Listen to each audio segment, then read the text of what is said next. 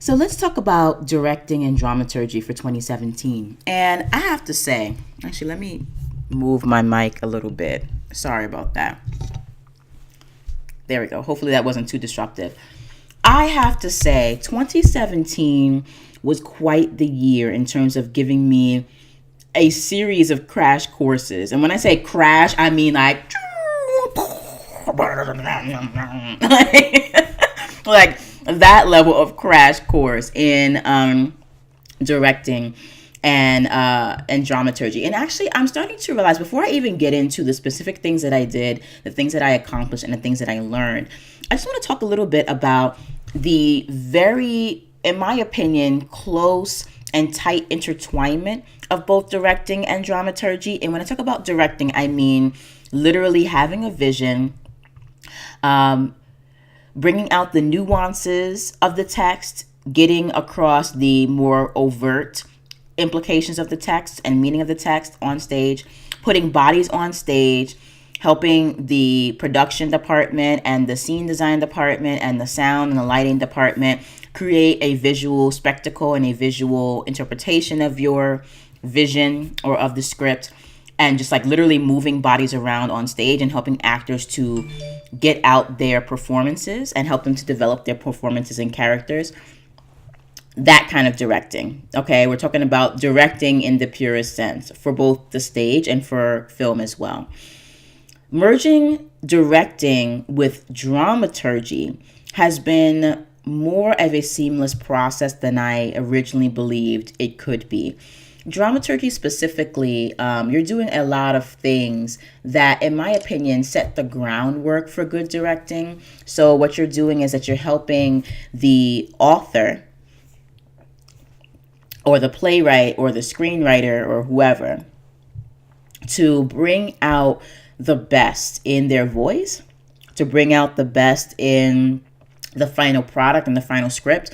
You're helping them to get their themes on point. You're helping them to break open the script to see sort of like which tracks are running. For example, how does a character develop over time? How does a plot develop over time? Does it fall flat in certain places? Are there places where it's interesting? Are there places where it doesn't make sense? What kinds of themes and imagery are we seeing in this play? And how can we sort of heighten that and play that up a little bit? What kind of questions are you trying to answer with your play? What kind of questions are you trying to ask with your play? And I'm talking specifically about new play and experimental dramaturgy. Classical dramaturgy deals more so with trying to get back into the original intent of the author and communicating cultural context in the time that the play was written, creating glossaries, creating critical history so that the director can understand and recreate the world as best as he can, as it was originally envisioned by that playwright. So for a real Elizabethan Shakespearean version of Macbeth, a classical dramaturgical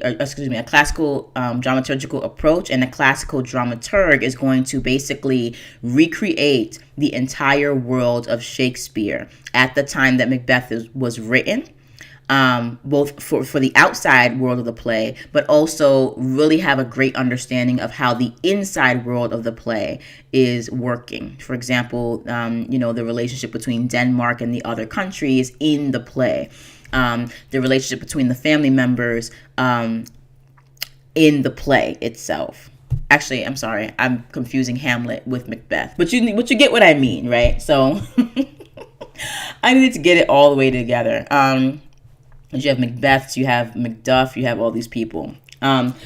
So you get what I mean. Classical dramaturgy is doing a different thing than, for example, new play dramaturgy and experimental dramaturgy. And with regard to how directing is intertwined tightly with new play dramaturgy and experimental dramaturgy, where you're literally trying to break open the play and develop the play and help the playwright get the play to where it needs to be, I found that these two skill sets are really, really, in my opinion, interdependent on one another. Especially if you want to be a director. I feel as though I'm going to be an even better director now that I've been trained and am being trained as a dramaturg. And I am actually lucky enough to be getting classical dramaturgy training, experimental dramaturgy training, and new play dramaturgy training, while also being able to be a dramaturgical support for current running productions on campus, and basically while also creating our own productions through the spring and fall studio series on campus. So lots of amazing training on dramaturgy. And in between those trainings, I'm also getting some very small spurts or small injections of directorial experience. And that's been very interesting for me. So I just want to run over what I've actually been doing as like a hyphenated director dramaturg in the past year. So for one, I started off the year by co-writing, dramaturging, and co-directing the Inkling piece and performance that my collaborator and I, Teray Fowler Chapman, basically put together and put on for the MLK Day in Tucson performance. And that was really amazing. It was called Inkling. And we not only presented it at the MLK Day performance, but we also presented it at the student showcase. And that was something that we basically, I started off the process by dramaturging and piecing together different poems, different lines, different sort of resonances from poets that discussed civil rights issues. And we created like a poetic flash play from that. We credited all the authors, not only in the credits, but also line by line, letting them know how we sort of pieced together this new piece. And that was a really formative experience because you're dealing with all these different voices. You're trying to create a single message and a single narrative from all these different voices, perspectives, aesthetics, so on and so forth. And so that was an interesting challenge. And I think that we put that show together really, really well. The only thing I would have improved would have been the staging, the blocking, and the movement. But we didn't really have time to work on that. What we focused on in that piece with our actors / poets was their personal connection to the piece. They both had parts where they were talking together and then individual parts dealing with their own specific experiences as a Black male and female. So we had to really work on the monologues and foster that deeper connection with the material. And that was a directorial experience that I had in terms of helping to develop an actor's performance. And that was really, really wonderful. Throughout that semester, I also wrote and directed in a very small way basically my portion of a staged reading that we had as a cohort. I had written a play based on a novel series concept that I called At His Right Hand. And the play completely went off the rails. I'm not even going to lie. The play just like went completely off the rails and it went in a direction that I did not expect. And it was more comical than anything else. And I did not mean for it to be comical. That was an interesting experience. But basically I wrote a one act and then I chose an excerpt to be read as a part of the stage reading, and I cast each part, and then I reviewed each part and directed each part. And it was fine. I really enjoyed it. I really loved it. So we also, this semester then, I wrote a lot of connective tissue and material for our Roald Dahl piece. And I've talked about this a little bit in my past podcast, but basically we were trying to put together a show in our contemporary trends class based on something we all sort of equally felt connected to, and we ultimately chose Roald Dahl. And so my focus for the Roald Dahl piece was to focus specifically on the fact that Charlie from Charlie and the Chocolate Factory was originally written as a little Black boy, but then he was whitewashed into being a white boy. And so I had two sort of parallel storylines, one dealing with the whitewashing of Charlie and the other dealing with the whitewashing of the Vanilla Bean because both of those narratives were very closely related in terms of just the history of whitewashing and looking at the processes by which things become less black. And so I was really proud. I mean, the thing is, the work that I was working on, I know I know that there could have been many improvements made, and it's certainly a work that's still very raw. But I was proud of what I put together. It was actually also like my first foray into, like, my very first light foray into musical theater, which was really interesting and hilarious. I wish I had more time, like much more time, to write and develop and direct it.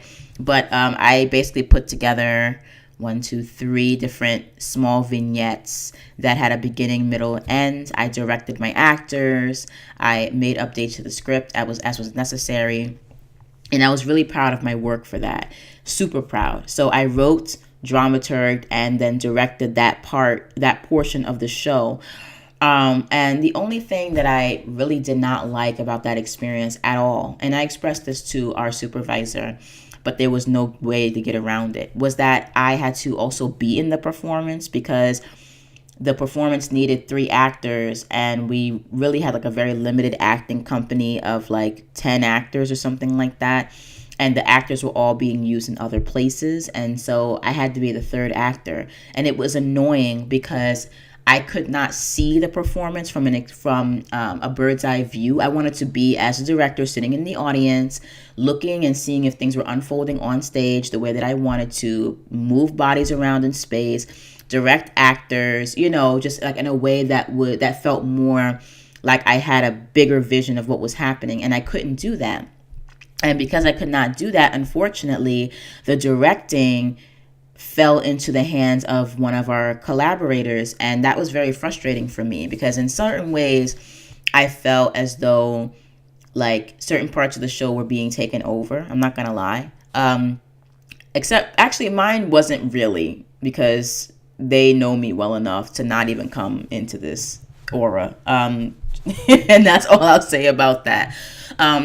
No one was ever really trying to take over mine in particular, but the general shape of what was happening in our collective portion of the room, was defined by the only person who wasn't directly involved in the show. And so that for me wasn't a debilitating experience, but it was problematic, because we're each writing a part that we have a particular vision for. And it's very important for a director to be on the outside of a performance, so he can see, or she can see, what's happening and how to make the changes necessary. That was the only frustrating part of it. And so definitely for the future, if I can avoid it, I will certainly not be on stage. I will be in the audience, making sure that the bodies are moving the way I need them to move, that the words are coming out the way that they need to come out, and that the performances are being executed the way that they need to be executed. So again, I'm not complaining too much. It was just a function of our lack of a major, not a major, but like a bigger company. And so it just is what it is. But it really helped me to help my actors develop a relationship with the text, to help develop a text sort of in vivo. That was really helpful. To have actors give me their interpretations of their roles, and me giving them and allowing the freedom for them to make adjustments as necessary. I realized more and more what kind of director I am, and I'm really happy with the kind of director that I am. I do want to be able to come into a space, a studio, to a stage with a stronger vision, though, and be able to know how to execute that vision and test out that vision. So that's something that I really want to improve on personally. But because this is a roundup, I'm not going to talk about how I'm going to do that in 2018. We're just rounding up right now.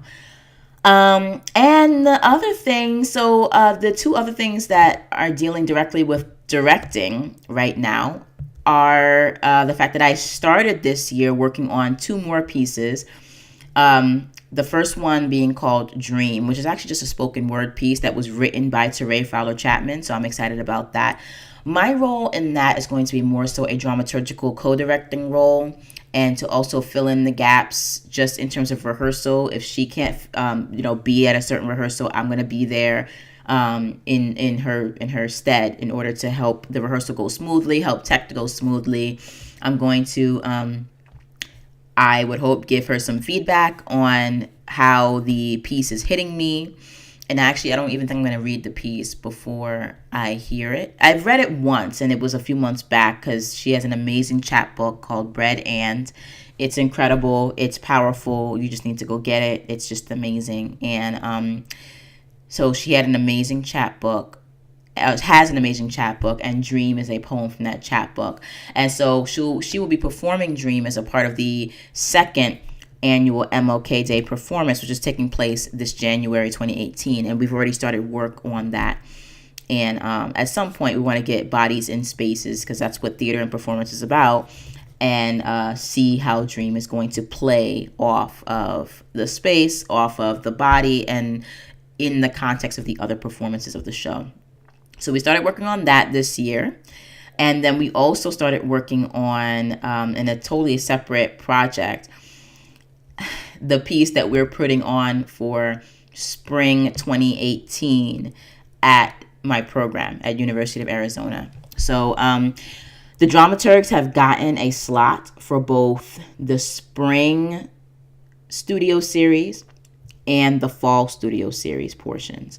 And our program is doing a major rehauling of the studio series. We have two separate theater series right now. We have the Arizona Repertory Theater series, which has like the big shows. It has all the Shakespeare's, it has the musicals, it has all the classical, well-known, canonical American, plays that we put on stage. So, A Streetcar Named Desire, Macbeth, The Pajama Game, all those different, Death of a Salesman, those different kinds of performances are the main stage ART performances. And then we have the studio series, which is supposed to be for smaller, more intimate, more experimental work, more avant-garde work, and is also supposed to be like more guerrilla style, because it is a black box space. And so it gives other actors who are not able to perform on the main stage a chance to perform in the smaller stage and in a more sort of experimental off-Broadway sort of way. And now we're revamping that entire smaller series into a place where work can be in process and work can be developed, as opposed to work that is expected to be fully fledged productions, like black box productions. And the dramaturgs are a part of that process of revamping the studio series. And so as a part of that process, we're putting on our first show, because we have been awarded, I would say, a studio series slot, because there are 4 major slots, 2 in the fall, 2 in the spring. We've been awarded ours in the spring. And the theme for our show is going to be King Arthur's Round Table, which honestly was not my first choice. I cannot think of a topic that I am least familiar with, probably aside from osmosis. I'm not as into the King Arthur's legends as like the rest of the world is. I actually was never really attracted to that brand of lore. Not even with the Arthur, Guinevere, Lancelot sex scandal. Like, for whatever reason, I just never really cared about King Arthur the way that the rest of the world has, which is fine. Like, this is not a production about me or for me. But having said that, of course, being that this is very rooted in European Middle Age medieval stuff, there's always a black person hidden in the annals of white history. I mean, there just is. And so I was like, let me go find the one whitewashed knight, because I know that there's at least one there. And of course, I found him. His name is Sir Morian. And there's no coincidence that his name is Morian and that he is also a Moor. The Moors tend to be like some of the most powerful people in history, who are always getting put pushed and marginalized to the sidelines. And I apparently have now started this campaign, not really on purpose, but just because out of necessity of revealing the various areas of blackness in what is usually a very whitewashed history. And Sir Morian was certainly one of the knights of King Arthur's Round Table. He has his own like little mini saga. He has his own romantic quest. He has his own backstory, and he's very, very black. And so at first I was like, oh, what is my entry point going to be as like a dramaturg, a writer, and a director on this show? And of course, I found Sir Morian. So my part of the show is going to be called Morian. We're going to be basically, I don't think I'm going to try to adapt his part so much because I really want the story to be told first so people actually know who he is before I adapt it into anything different or musical or whatever. I might just write like a straight stage play about Morian. I might just write his entire saga into a stage play. That might just be what I do. And then I will cast it, and then I will direct it, and that's going to be amazing. And people will finally know that there was a very, very dark, very, very African knight of King Arthur's White Knight Round Table. And so I'm looking forward to that. And I've already started working on that, already started doing research on that. And it makes me feel just more empowered when I can find an entry point into a piece of work that really resonates with me and that's really important to me. And, it's unfortunate because looking at my work this entire academic year, one could say, well, Kobe, why are you always starting trouble? Why are you always trying to talk about race and whitewashing or, these things in history when it's not a big deal and blah, blah, blah. And I honestly think a better question is to ask, why is it that in every major legend, the black people and the people of color are always hidden in the background? Like, there shouldn't be any hidden people of color for me to find when I go looking. And I think that's the bigger question. Why is it that in every single scenario I can find in the background some person of color that has been plowed over, scrubbed clean, and whitewashed? That's the real question. That's the real larger question that I think we need to start asking ourselves when we're putting on works that feel very anchored in European history, but don't reflect the entire truth and diversity of that history. That's the real question we should be asking. So this is going on a little bit long, and that was just like a summary of everything that I've been directing and dramaturging and co-directing this semester. Oh, just as an FYI, I also dramaturged two stage pieces, one of which was a studio series called Creeps. That was an interesting sort of assignment. And the other was dramaturging the Addams Family musical, which was a musical. And those were very different experiences, I'm not gonna lie. The Creeps studio production, as I said, is a smaller production because it's in our black box studio. And it deals with a lot of social issues around sisterhood, around female competition, around how the world pits women against each other for the sake of fame, fortune, and popularity. And I think I was able to do some interesting work on that show as a dramaturg. That unfortunately that work was left to the wayside, but I still was able to make some interesting discoveries for myself, and that was really, really, really great and interesting. And I was also able to, as a dramaturg, create a pre-show that was actually a reality TV show clip mashup. So I was able to use some of my film editing skills to edit together a pre-show for the audience, which I thought was really amazing. I also put together, I dramaturged, quote unquote, a music track. Not a track, but like a playlist for the pre-show. So that was really interesting dramaturgical work. And then for the musical itself, I actually did like more basic dramaturgical skills, like put together the website, did the background research and thematic research. I did the program note. I did the lobby display. I did the pre-show. I did a post-show. And that was pretty much for that. But the main things that I got from the directing and the dramaturgical experiences this year was not just dramaturgical and directorial practice, but exposure. like major exposure, where I was able to then make my own personal, professional, creative, and scholarly discoveries.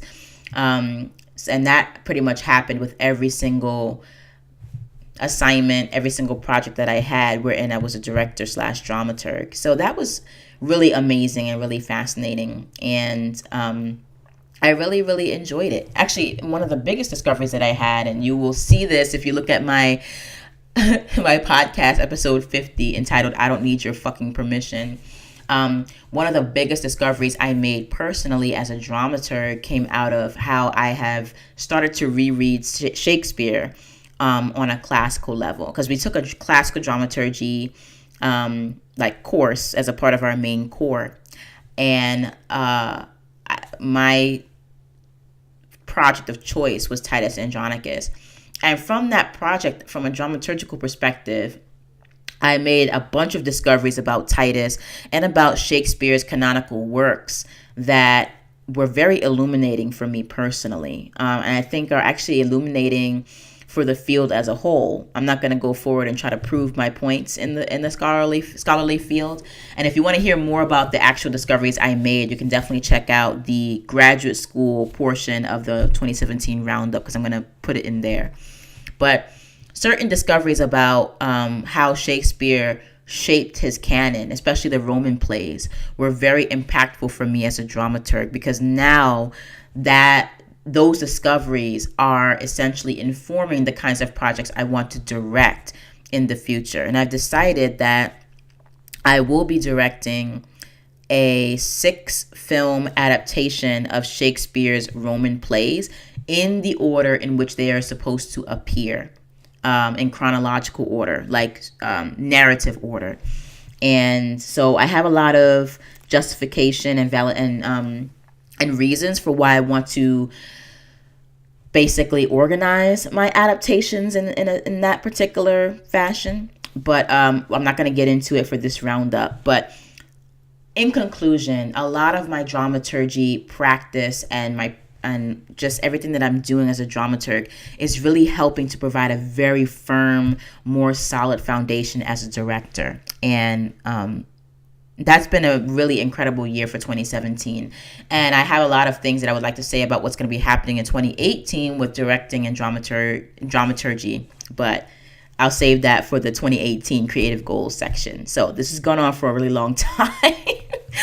And I will see you guys in the next section. Thanks for tuning in. But in conclusion, it's been a really great, very educational directorial year, as well as a dramaturgical year. And I look forward to having another year that is hopefully 10 times as educational as what I've been going through this year. Okay, I'll see you guys in the next section. Bye.